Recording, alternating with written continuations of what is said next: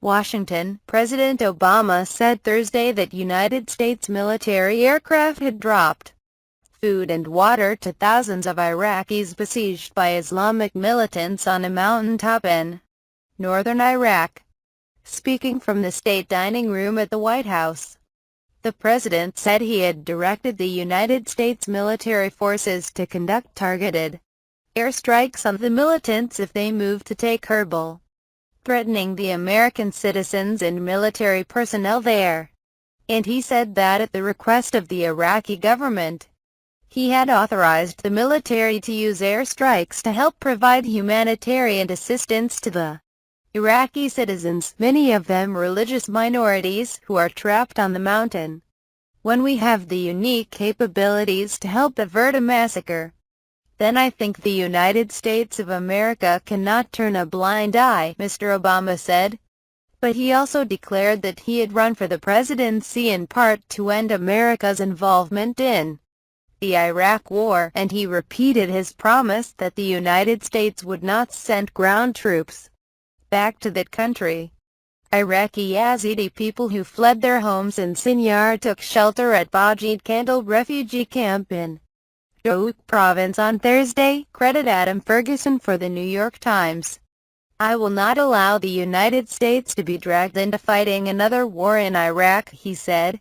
Mr. Obama said those stranded on the mountain were subject to barbaric treatment by ISIS and were threatened with a mass execution, which would constitute a genocide. The religious minorities, he said, were faced with a choice of descend the mountain and be slaughtered, or stay and slowly die of thirst and hunger. While the United States cannot and should not intervene every time there's a crisis in the world, the president said, the current circumstances in Iraq, civilians facing the threat of mass violence, a request by the Iraqis for help, and the American capability to prevent slaughter warrant action. Displaced people from the minority Yazidi sect, fleeing the violence in the Iraqi town of Sinjar west of Mosul, took refuge on Thursday in Douk province. Jihadists rout Kurds in north and seize strategic Iraqi dam August 7, 2014. Members of the Islamic State in Iraq and Syria paraded through Raqqa, Syria, the group's de facto capital, in June.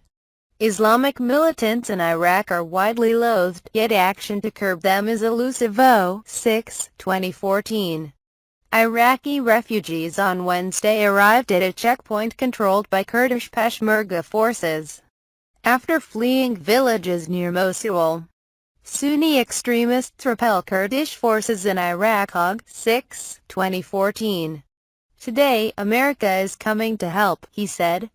Kurdish and Iraqi officials said that American airstrikes had begun Thursday night on towns in northern Iraq seized by ISIS, but Pentagon officials denied that United States forces had begun a bombing campaign. They said it was possible that allies of the United States, either the Iraqi or Turkish militaries, had conducted the bombing. Kurdish officials said the bombings had initially targeted ISIS fighters who had seized two towns, Gwer and Bamar, near the main Kurdish city of Erbil. For the president, airstrikes would also mark an abrupt turning point in his Iraq strategy. Administration officials insisted that they still had no plans to put ground troops in the country, but analysts said that any kind of military action would open the door for a far bigger American role in the conflict between the Iraqi government and the militant group. Mr. Obama has been reluctant to order direct military action in Iraq while Prime Minister Nouri Kamil al-Maliki remains in office. But in recent weeks there have been repeated pleas from the Kurdish officials for weapons in assistance as ISIS militants have swept across northwestern Iraq. The militants, an offshoot of al-Qaeda, view Iraq's majority Shiite and minority Christians and Yazidis, a Kurdish religious group, as infidels. Deliberations at the White House went on all day Thursday as reports surfaced that administration officials were considering either humanitarian flights, airstrikes, or both. Administration officials did not say when the flights would begin. Shortly after 6 p.m., the White House posted a photo of Mr.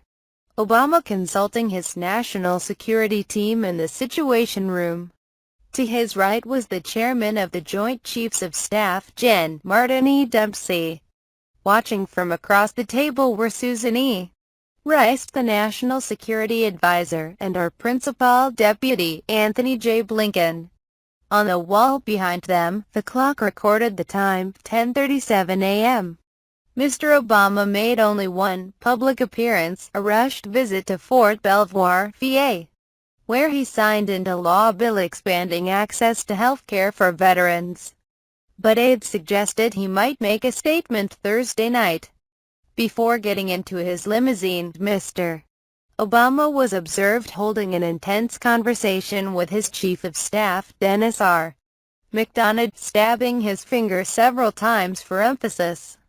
Minutes after signing the bill and shaking a few hands, he rushed back to his limousine and returned to the White House. Later, the White House press secretary, Josh Earnest, confirmed that Mr. Obama was weighing action in Iraq and warned about the danger of a humanitarian catastrophe. But he declined to offer any details about a potential military operation, prompting a storm of questions about why, if the danger was so dire, Mr. Obama was not acting immediately.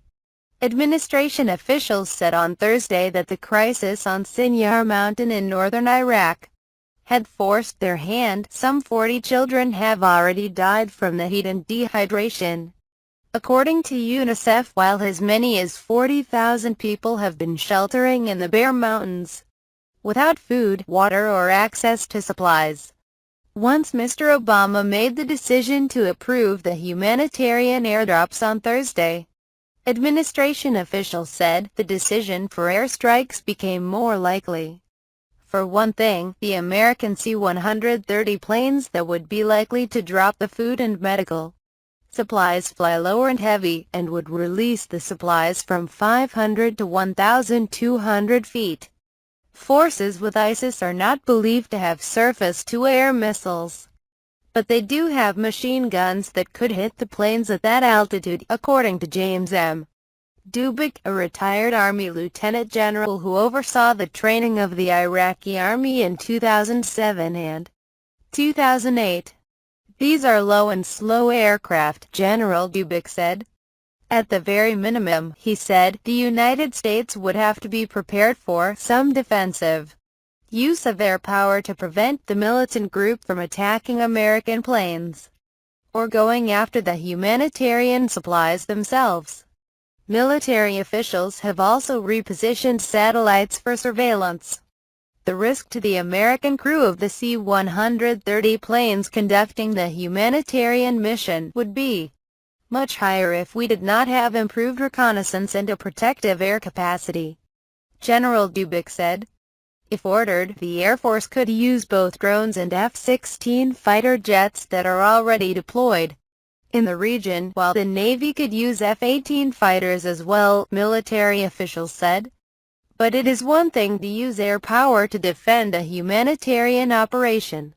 Offensive strikes on ISIS targets in northern Iraq would take American involvement in the conflict to a new level, demonstrating deep concern with ISIS's offensive shift toward the Kurds. Ever since Sunni militants with ISIS took over Mosul, Iraq's second-largest city, on June 10, Iraqis have feared that Baghdad, to the south, was the insurgents' goal. But in recent weeks, the militant group has concentrated on trying to push the Kurds back from areas where Sunnis also live along the border between Kurdistan and Nineveh province. It has taken on the powerful Kurdish militias, which were thought to be a bulwark against the advance, and which control huge oil reserves in Kurdistan and broader parts of northern Iraq. On Thursday, one Kurdish official said in an interview that Kurdish troops had pulled back in the expectation that there would be airstrikes, perhaps by Turkey and the United States. President François Hollande of France pledged his country's support to forces battling the militant group as well.